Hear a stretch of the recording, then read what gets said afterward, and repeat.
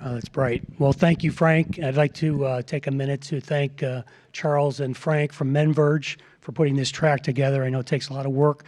They're very open and generous with their time and resources, not only at OCP event, but others as well, FMS and supercomputing. So thank you, guys. All right, I'm just going to start out with a short infomercial for SMART.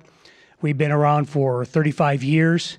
We've got 3,700 employees worldwide, 2 major factories, one here in the Bay Area and the other one in Penang.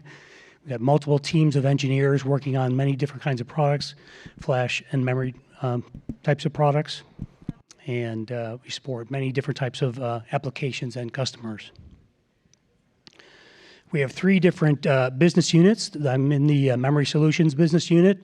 We also have the Intelligent Platform Solutions, which consists of Penguin, Stratus, and also Inforce and Artisan Embedded, which aren't shown on there. And the third group is Cree LED, and they build specialized LED solutions for stadiums and so forth. So these segments and business units are focused on specialty markets and providing unique solutions and solving customers' problems. All right, so to get to this point, now with CXL and all the discussions and engineering focus, it's been a long path. These products are all products that we've developed. I'll start at the top there. We have an Optane add-in card using Optane DIMMs, so that was up to 2 terabytes. On the right is a C6 E1.S, or excuse me, E1.L module. So that took quite a bit of development work with C6 and also belonging to all these consortiums and groups. The one on the right is a Gen Z. We had 3 generations of the Gen Z product. We had high hopes for Gen Z, but and put a lot of effort into that. And thanks to everybody else who developed the standards for Gen Z. It did look very promising. On the bottom, those 3 are the NVDIMM. We had a DDR3 NVDIMM, a DDR4 NVDIMM, and we started on a DDR5 NVDIMM, but that's actually now moving into CXL. So it's all coming together with CXL, and I see a lot of momentum in the industry. It's really nice to see. This doesn't come easy. And the one on the top left is a DDIMM that's with OpenCAPI. So we're building the DDR4 DDIMMs and DDR5 DDIMMs in 3 different form factors. All of that takes a lot of work. So the complexity of the memory is just increasing as you go from parallel attached to serial attached memory with either controllers or FPGAs on these memory modules. It's very complex. The testing required takes a lot of know-how. So I think having this experience for the last 10 years and more really helps us to get to where we are now. We've heard a lot of detail about the applications, so I'm not going to go too much into that. So AI and machine learning, the large databases that are needed for these data sets for imaging and facial recognition and so forth, just larger and larger data sets. Same thing on the right with in-memory databases. You have online transaction processing that require just more and more memory. And what we're seeing now is a transition to CXL. And the modules shown there, you've got several different types of add-in cards, and also the E1, the pluggable modules, the E3.S 2T. All right, so this is part of the problem statement. We've seen this in many versions already. This is an example of a Sapphire Rapids processor. It has more than up to 60 cores. It has 4 memory controllers, and the challenge here is accessing the memory and also the pin count. The more pins you need to increase the number of memory controllers, it all adds cost, it adds power, it adds the size to the chip, et cetera. It makes the board more complex. So adding CXL to be able to access that memory quicker helps solve the memory bandwidth and the wall problem. The other thing here is there was a study published in May by the Georgia Institute of Technology, and it talked about memory controller queuing. And they went as far as to do some modeling about removing the DIMMs completely from the board and just attaching the memory via CXL, because you have so much data that's trying to access the memory controllers, it's got a bottleneck. And if you replace the memory with the CXL, you'll actually get higher performance because you're eliminating the queuing time of the DRAM. So I thought that was very interesting. I recommend take a look at that study. But in any case, for today's systems, we're combining onboard main memory DRAM and also a serial attached, CXL attached add-in memory. The other problem statement, the disaggregation, so you have low utilization when the memory is not being accessed by that particular system from that CPU. Also, you have no other systems can access that memory, so disaggregated or stranded memory.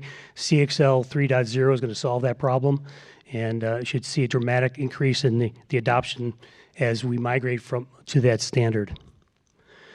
And various versions of this were shown as well. What I wanted to point out was you have the spec being developed, and then you have the adoption behind that. So by the time we get to CXL 3.0 in 2026, we'll have more widespread adoption of CXL.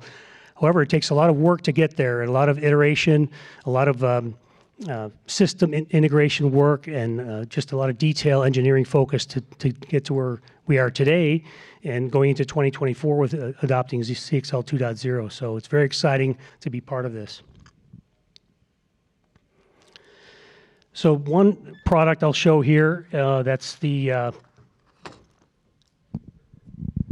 this is the E3.S.2T. This is running in XCon's booth. You can see the performance of this, but the theoretical performance we estimated to be at about 200 nanoseconds, and the testing results came in at about 212.8 nanoseconds. So very close to the theoretical expectation for the performance, and just 100 nanoseconds slower than DRAM. So 1 numahop difference in the performance of that. And then on the bottom, just talking about the bandwidth. So we're expected about 63 gigabytes per second of bandwidth, came in at about 36.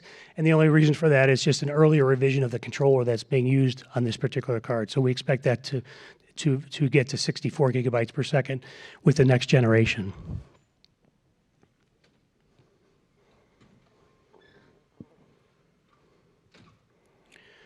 And the card that Frank talked about, which is right here, this is a, put this down a second. So this is a dual width add-in card. It's got 8 DIMM sockets on it. It's got 2 by 16 CXL controllers on it. And the whole idea is to expand, dramatically expand memory capacity up to 4 terabytes. But ideally, the TCO value of this is not using that much memory, but using rather 64 gigabyte RDIMMs, avoiding the use of 3DS components because of the high cost. So you're using essentially 8 64 gig RDIMMs in this, and then 8 64 gig RDIMMs on your main board. So you get to a 1 terabyte system with the CXL enablement. So you're also can avoid the use of a second CPU as well in the cases of you need a 1 terabyte system. The other advantage of this card is, as Jeff pointed out as well, the DDR4. There's, I think, much more than 100 million DDR4 DIMMs in use today. So DDR4 can be reused in the DDR5 systems that are being deployed. They just need to be tested and verified and then plugged into these cards. And you avoid, I mean, in terms of green being efficient and green advocacy, then it makes a good argument for reusing DDR4 DIMMs in DDR5 systems using this type of a card.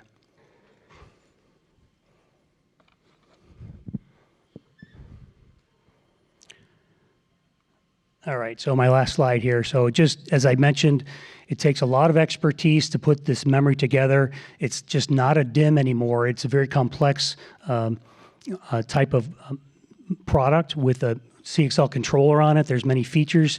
There's variations in the features. There's a lot of testing and validation work that goes on behind the scenes. So a lot of that takes work to put together.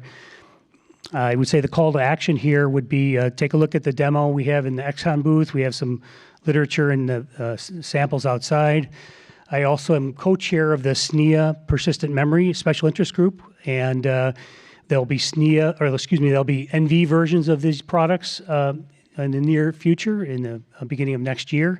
So we want to enable and collaborate with partners and within the ecosystem to launch NV-enabled CXL solutions and products in the marketplace. So, thank you. Thank you, Arthur.